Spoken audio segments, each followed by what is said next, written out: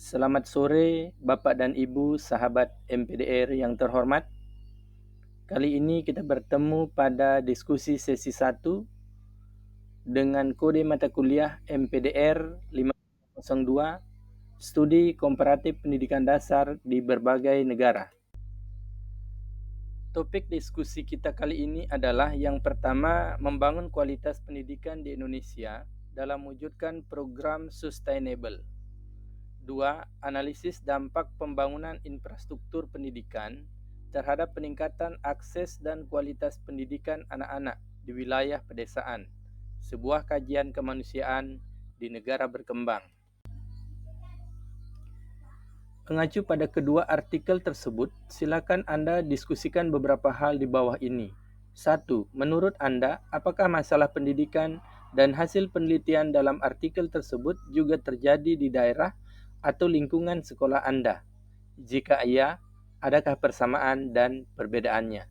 Jika tidak, Anda rasakan, jelaskan alasannya. Saat menjawab dan berdiskusi, sebutkan nama sekolah dan daerah tempat Anda bekerja. Bagaimana saran Anda untuk mengatasi isu sosial politik dan sosial budaya pendidikan tersebut? Yang ketiga, menurut pendapat Anda, bagaimana kaitan isi artikel dengan materi modul 1 dari BMP, Studi Komparatif Pendidikan Dasar di Berbagai Negara? Mengacu pada kedua artikel tersebut, silakan Anda diskusikan beberapa hal di bawah ini. 1. Menurut Anda, apakah masalah pendidikan dan hasil penelitian dalam artikel tersebut juga terjadi di daerah atau lingkungan sekolah Anda? Jika iya, adakah persamaan dan perbedaannya? Jika tidak, Anda rasakan, jelaskan alasannya. Saat menjawab dan berdiskusi, sebutkan nama sekolah dan daerah tempat Anda bekerja.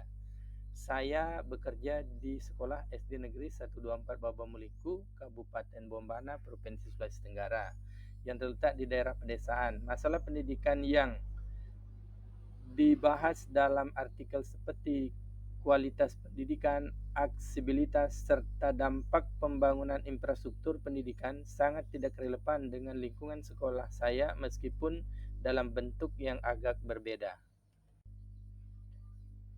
Persamaannya adalah, satu, kualitas pendidikan menjadi perhatian utama. Meskipun di daerah perkotaan fasilitas mungkin lebih memadai, tetapi tantangan dalam hal kualitas pengajaran dan ketidakmerataan pendidikan tetap ada. Di sini masih banyak siswa yang mengalami kesenjangan kemampuan belajar akibat perbedaan akses ke berbagai sumber daya pendidikan. Kemudian yang kedua, inovasi dalam pendidikan yang berkelanjutan. Sustainable Development Goals juga perlu diterapkan baik dalam cara mengajarkan materi maupun dalam pengelolaan sekolah yang ramah lingkungan. Sedangkan perbedaannya adalah, satu, akses terhadap infrastruktur pendidikan di tempat tugas saya kurang memadai dibandingkan dengan daerah pedesaan lainnya yang mungkin masih kesulitan dalam hal sarana dan prasarana. Misalnya di pedesaan, sekolah mungkin kesulitan untuk mendapatkan fasilitas dasar seperti komputer atau internet yang memadai.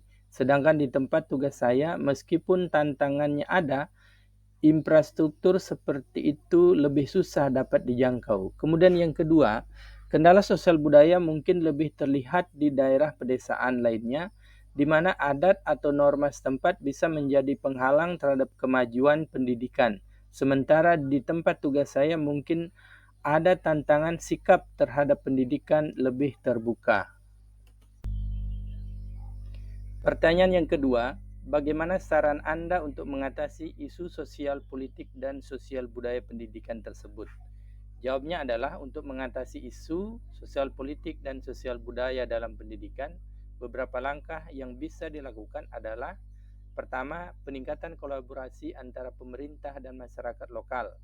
Di daerah pedesaan, membangun kerjasama yang kuat antara pemerintah dan komunitas lokal sangat penting untuk memastikan kebijakan pendidikan relevan dengan kebutuhan lokal dan mendapatkan dukungan dari masyarakat. Kedua, peningkatan kesadaran dan pemahaman. Mengadakan program edukasi yang bertujuan untuk mengubah pola pikir masyarakat terkait pentingnya pendidikan bagi anak-anak, terutama perempuan, untuk mengurangi diskriminasi sosial budaya. Sebagai contoh, program penyuluhan tentang nilai pentingnya pendidikan bisa membantu memperbaiki persepsi sosial terhadap pendidikan. Yang ketiga, penerapan kebijakan yang inklusif.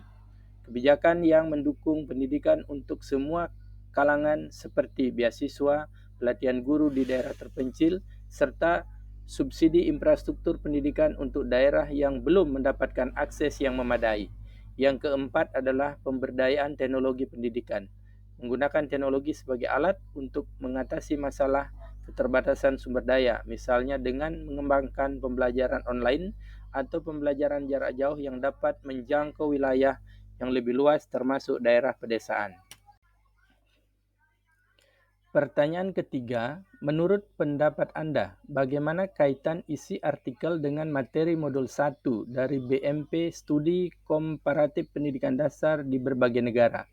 Jawabnya adalah, materi dalam modul 1 BMP Studi Komparatif Pendidikan Dasar di berbagai negara membahas tentang tantangan dan perbedaan sistem pendidikan di berbagai negara, serta upaya untuk mencapai tujuan pendidikan yang berkelanjutan.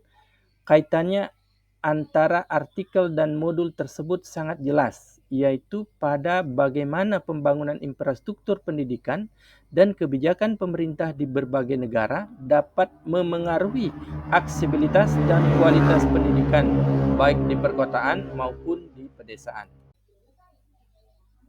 Selanjutnya, artikel tentang dampak pembangunan infrastruktur pendidikan mencerminkan pemikiran yang ada dalam studi komparatif pendidikan dasar, yang melihat perbedaan kondisi sosial, ekonomi, dan budaya di negara berkembang, dan bagaimana hal tersebut mempengaruhi kualitas pendidikan. Modul ini juga menekankan pentingnya kebijakan dan program yang mendukung kesetaraan pendidikan, yang juga tercermin dalam artikel di mana ada perbandingan antara tantangan yang dihadapi oleh negara-negara berkembang dengan upaya yang dilakukan untuk menjadikan pendidikan yang berkualitas bagi semua anak. Selanjutnya, di kedua sumber tersebut ditemukan kesamaan pemahaman tentang pentingnya menciptakan sistem pendidikan yang inklusif dan berbasis pada keberlanjutan, baik dari segi infrastruktur maupun pengelolaan kurikulum yang mencakup aspek sosial politik dan sosial budaya dalam pencapaian tujuan pendidikan. Sekian dan terima kasih Bapak dan Ibu sahabat MPDR yang terhormat. Mohon saran dan masukannya yang bersifat konstruktif.